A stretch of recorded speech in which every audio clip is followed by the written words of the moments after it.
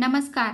आजच्या व्हिडिओमध्ये मी तुम्हाला यंदा भावाचा उपवास कधी आहे, भावाचा उपवास कसा करावा, कसा सोडावा आणि नागपंचमीच्या दिवशीच पहिला श्रावणी सोमवार येत आहे. त्यामुळे ज्यांचा नागचतुर्थीचा उपवास असणार आहे आणि श्रावणी सोमवारचा सुद्धा उपवास असणार आहे, तर अशा व्यक्तींनी, अशा महिलांनी हा उपवास कसा सोडायचा आहे, या दिवशी महिलांनी मेहंदी का काढावी, एक तरी झोका का घेतला जातो, नागपंचमीच्या दिवशी नवीन वस्त्र, नवीन अलंकार का घालावेत, याबद्दलची संपूर्ण माहिती सांगणार आहे. पण त्याआधी तुम्ही चॅनलवरती नवीन असाल तर चॅनलला लाईक करा आणि सबस्क्राईब देखील करा. कमेंटमध्ये श्री स्वामी समर्थ किंवा हर हर महादेव लिहायला विसरू नका. सणांचा आणि व्रतवैकल्यांचा राजा म्हणजे श्रावण महिना.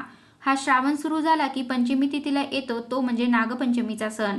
नागपंचमी वर्षातून एकदा येत असते आणि नागपंचमीच्या आदल्या दिवशी म्हणजे नागचतुर्थी दिवशी भावाचा उपवास केला जातो. नागपंचमीचा उपवास जो आहे तर तो आदल्या दिवशी करून दुसऱ्या दिवशी म्हणजे नागचतुर्थीच्या दिवशी संपूर्ण दिवसभर उपवास करून नागपंचमीच्या दिवशी हा उपवास सोडला जातो. श्रावण शुद्ध पंचमीला कालिया नागाचा पराभव करून यमुना नदीच्या पात्रातून भगवान श्रीकृष्ण सुरक्षित बाहेर आले आणि तो दिवस म्हणजे नागपंचमी. नागपंचमीला आध्यात्मिक आणि सांस्कृतिक महत्त्व देखील आहे. या दिवशी शेष, वासुकी, पद्मनाभ, कंबल, शंखपाल, धृतराष्ट्र, तक्षक आणि कालिया या 8 नागांची विशेष पूजा केली जाते. महादेवांना समर्पित असलेला असा हा श्रावण महिना आणि महादेवांच्या प्रतीकांपैकी एक महत्त्वाचे प्रतीक म्हणजे नाग. त्याचप्रमाणे श्री विष्णूंचे प्रतीक म्हणून सुद्धा नागाकडे पाहिले जाते. श्रावणामध्ये आपण शिवांची उपासना करतो. त्याचप्रमाणे नागपंचमीच्या दिवशी नागदेवतेची सुद्धा पूजा केली जाते. आपल्या हिंदू धर्मामध्ये येणारा प्रत्येक सण जो आहे, उत्सव आहे, तर त्याला काहीतरी महत्त्व आहे. प्रत्येक सण आपल्याला काहीतरी शिकवण देत असतो. आपल्या हिंदू धर्मामध्ये आपण जे काही सण साजरे करत असतो तर त्या प्रत्येक सणाची श्रद्धा जी आहे तर ती वेगळी आहे आणि प्रत्येक सण साजरा करण्याची पद्धत ही सुद्धा वेगळी आहे. मानव आणि समाज हा संस्कारित व्हावा आणि त्याचे अनुकरण व्हावे यासाठी सणवार हे त्यांचे महत्त्व राखून असतात आणि त्या सणांपैकी एक असलेला सण म्हणजे नागपंचमीचा सण. यंदा 17 ऑगस्टला सोमवारी नागपंचमी आहे आणि भावाचा उपवास जो आहे तर तो रविवारी 16 ऑगस्टला असणार आहे. रविवारी 16 ऑगस्टला नागचतुर्थी आहे म्हणजे श्रावण महिन्याची चतुर्थी तिथी असणार आहे. 16 ऑगस्टला संपूर्ण दिवसभर आपल्याला उपवास करायचा आहे आणि 17 ऑगस्टला हा उपवास जो आहे तर तो सोडायचा आहे. गरुड पुराणानुसार नागपंचमीच्या दिवशी नाग, नागिन, त्यांची पिल्ले असे चित्र काढून त्या चित्राची पूजा केली जाते. त्या चित्राला आघाडा, दुर्वा, फुले अर्पण केली जातात. लाह्यांचा नैवेद्य दाखवला जातो आणि काही भागांमध्ये, विशेष करून ग्रामीण भागामध्ये, वारुळाची पूजा करण्याची परंपरा आहे. या सणाला गव्हाची खीर आणि चण्याची डाळ या नैवेद्याला सुद्धा महत्त्व आहे आणि या सणाचा जो उपवास आहे तर त्यालाच भावाचा उपवास म्हटले जाते. आपल्या भावाच्या आयुष्यामध्ये सर्व काही चांगले व्हावे म्हणून हा उपवास करतात. आता बऱ्याच महिला असे म्हणतात की जर आपल्याला भाऊ नसेल तर मग हा उपवास करावा का? जरी आपल्याला भाऊ नसेल तरी सुद्धा नागदेवतेसाठी आपण हा उपवास करू शकतो. नागदेवतेलाच आपला भाऊ समजून आपल्याला हा उपवास करायचा आहे. हा उपवास करण्यामागे एक कथा देखील आहे आणि ती कथा अशी आहे की सत्येश्वरी नावाची एक कनिष्ठ देवी होती. सत्येश्वर हा तिचा भाऊ होता. सत्येश्वराचा मृत्यू नागपंचमीच्या आदल्या दिवशी झाला.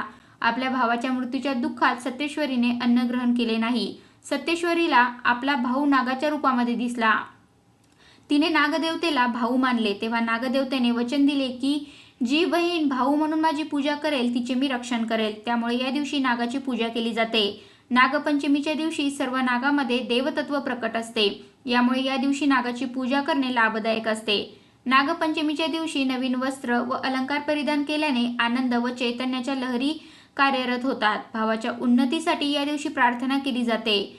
नागपंचमीच्या आदल्या दिवशी भावाचा उपवास केला जातो. यंदा रविवारी हा उपवास आलेला आहे. 16 ऑगस्टला भावाचा उपवास असणार आहे. या दिवशी देखील आपल्याला नागदेवतेची पूजा करायची आहे किंवा आपल्याला वारुळाची पूजा करायची आहे. वारुळाला जल अर्पण करायचं आहे, दूध अर्पण करायचं आहे, हळदी कुंकू अर्पण करायचं आहे, त्यानंतर फुले अर्पण करायची आहे, धूप अगरबत्ती लावायची आहे. नैवेद्यामध्ये आपण उपवासाचे पदार्थ ठेवू शकतो किंवा अगदी खडीसाखर ठेवली तरी सुद्धा चालेल. वस्त्रमाळ आपल्याला अर्पण करायची आहे. तर अशा प्रकारे साध्या सोप्या पद्धतीने आपल्याला वारुळाची किंवा नागदेवतेची पूजा करायची आहे. आपण जो उपवास करणार आहोत तर या उपवासाला आपण उपवासाचे पदार्थ खाऊ शकतो किंवा आपण फलाहारी व्रत सुद्धा करू शकतो.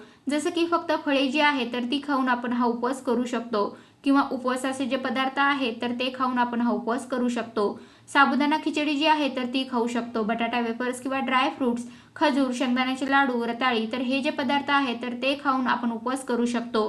फक्त आपण उपवासाचे जे पदार्थ बनवतो तर यामध्ये आपल्याला सैंधव मिठाचा वापर करायचा आहे आणि आपले जे पदार्थ आहेत तर ते इतरांना द्यायचे नाहीत. म्हणजे आपण जे खाल्लेले पदार्थ असतील, उष्टे पदार्थ असतील तर ते इतरांना द्यायचे नाहीत. इतरांचे उष्टे आपण खायचे नाहीत. कोणताही उपवास करताना त्या उपवासाचं आपल्याला पावित्र्य राखायचं असते आणि म्हणूनच आपल्याला आपले उष्टे कोणाला द्यायचे नाही, कोणाचे उष्टे आपण खायचे नाही. पॅक केलेले ज्यूस आपल्याला घ्यायचे नाहीत. त्याचप्रमाणे जांभूळ, फणस ही जी फळे आहेत तर ती उपवासाला चालत नाहीत, त्यामुळे आपल्याला ती सुद्धा खायची नाहीत. आणि हा उपवास जो आहे तर तो दुसऱ्या दिवशी नागदेवतेची किंवा वारुळाची पूजा करून आपल्याला सोडायचा असतो. आता उपवास आपण सोडत असताना सुद्धा आपल्याला सात्विक अन्नपदार्थ खाऊनच हा उपवास सोडायचा आहे. या दिवशी आपल्याला मांसाहार, तळलेले पदार्थ, तामसिक अन्नपदार्थ, कांदा, लसूण हे पूर्णपणे वर्ज्य करायचं आहे. त्याचप्रमाणे नागपंचमीच्या दिवशी गरम पदार्थ खाल्ले जात नाहीत. लोखंडी भांड्यामध्ये शिजवलेलं अन्न खाऊ नये. त्यामुळे आपण जे काही पदार्थ उपवास सोडण्यासाठी बनवणार आहोत तर ते गरम नसावेत, लोखंडी भांड्यामध्ये शिजवलेले नसावेत. नागपंचमीच्या दिवशी काहीही चिरायचे नसते, त्यामुळे कोणताही पदार्थ हा चिरून बनवलेला नसावा. म्हणजे एखादी भाजी वगैरे असेल, आपण हाताने ती भाजी व्यवस्थित नीट करू शकतो. आता ज्यांचा फक्त भावाचा उपवास आहे तर त्या महिला सोमवारी उपवास सोडताना अन्नपदार्थ खाऊन उपवास सोडू शकतात. परंतु ज्यांचा भावाचा उपवास आहे आणि ज्यांचा श्रावणी सोमवारचा सुद्धा उपवास आहे अशा महिलांनी काय करावे, तर जेव्हा एका उपवासामध्ये दुसऱ्या उपवासाचे पारण येते, म्हणजे श्रावणी सोमवारचा उपवास असणार आहे आणि याच दिवशी भावाच्या उपवासाचे पारण असणार आहे, म्हणजे भावाचा उपवास याच दिवशी सोडला जाणार आहे, मग अशा वेळेला आपल्याला पाणी ग्रहण करून हा उपवास सोडायचा आहे. बरेच जण असे म्हणतात की आपण अन्नपदार्थाचा वास घेऊन हा उपवास सोडावा, परंतु जेव्हा आपण अन्नपदार्थांचा वास घेतो त्यावेळेला आपला त्या दिवशी असलेला उपवास सुद्धा सुटू शकतो. म्हणून आपल्याला पाणी जे आहे तर ते प्यायचं आहे आणि मनामध्ये आपल्याला भावना निर्माण करायची आहे की मी भावाचा उपवास सोडत आहे. कारण पाणी जे आहे तर ते उपवासासाठी सुद्धा चालते आणि उपवास सोडण्यासाठी सुद्धा चालते. त्यामुळे दुसऱ्या दिवशी म्हणजे सोमवारी आपल्याला सकाळी उठून स्नान वगैरे करून, स्वच्छ वस्त्र परिधान करून, आपली जी काही शिवांची पूजा वगैरे आहे, वारुळाची पूजा आहे तर ती करून त्यानंतर आपल्याला पाणी प्यायचं आणि मनामध्ये भावना निर्माण करायची की मी भावाचा उपवास सोडलेला आहे. तर हे फक्त ज्यांचा श्रावणी सोमवारचा उपवास आहे तर त्यांच्यासाठी. आता ज्यांचा श्रावणी सोमवारचा उपवास नाही तर त्यांनी अन्नपदार्थ खाऊन हा भावाचा उपवास सोडायचा आहे. नागपंचमीच्या दिवशी नवीन वस्त्र का घालतात? जर जेव्हा सत्तेश्वरीचा भावाचा मृत्यू झाला आणि तिचा शोक पाहून नागदेवतेने तिला नवीन वस्त्र, नवे दागिने दिले आणि ते परिधान करण्यास सांगितले, हे पाहून सत्तेश्वरी समाधानी झाली. त्यामुळे या दिवशी नवीन वस्त्र, नवीन अलंकार घालण्याची पद्धत आहे. त्याचप्रमाणे या दिवशी हातावरती मेहंदी काढली जाते, कारण सत्तेश्वरीला वाटले की नागदेव हे तिला सोडून जातील, जे तिचा भाऊ सत्तेश्वराच्या मृत्यूच्या वेळी त्या शोकामध्ये तिला साथ देण्यासाठी आले होते. त्यामुळे सोडून जाण्याच्या भीतीने सत्तेश्वरीने नागदेवतेकडून वचन मागितले की तुम्ही मला सोडून जाणार नाही. तेव्हा सत्तेश्वरीच्या हातावरती वचन देताना काही चिन्हे उमटली गेली. त्यामुळे याचे प्रतीक म्हणून आपण भावासाठी हातावरती मेहंदी जी आहे तर ती काढत असतो.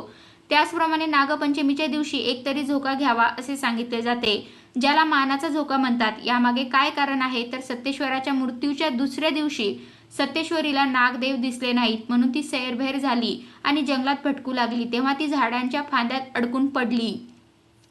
त्यानंतर नागदेवांनी तिच्या समोर येऊन ते सत्तेश्वराच्या रूपात तिला दिसले. मग ती खूप आनंदी झाली आणि ती आनंदाने झोका घेऊ लागली. अशी मान्यता आहे की हा झोका जसा जसा वर जातो तशी तशी आपल्या भावाची जास्तीत जास्त प्रगती होते. जसा जसा झोका खाली येतो तसे तसे आपल्या भावाच्या आयुष्यातील संकटे, दुःखे नष्ट होतात आणि यामुळेच नागपंचमीला महिला झोका खेळत असतात.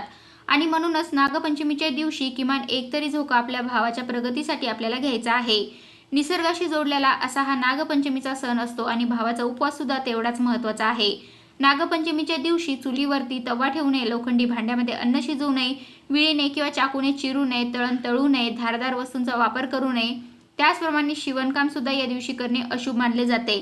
तर अशा प्रकारे आजच्या व्हिडिओमध्ये मी तुम्हाला यंदा भावाचा उपवास कधी आहे, उपवास कसा करावा, कसा सोडावा आणि नागपंचमीच्या दिवशीच पहिला श्रावणी सोमवार येत आहे, त्यामुळे ज्यांचा नागचतुर्थीचा उपवास असणार आहे आणि श्रावणी सोमवारचा सुद्धा उपवास असणार आहे तर अशा व्यक्तींनी, अशा महिलांनी हा उपवास कसा सोडायचा आहे, या दिवशी महिलांनी मेहंदी का काढावी, एकतरी झोका का घेतला जातो, नागपंचमीच्या दिवशी नवीन वस्त्र, नवीन अलंकार का घालावेत, याबद्दलची संपूर्ण माहिती सांगण्याचा प्रयत्न केला आहे. कसा वाटला तुम्हाला माझा आजचा व्हिडिओ कमेंट करून नक्की सांगा. धन्यवाद.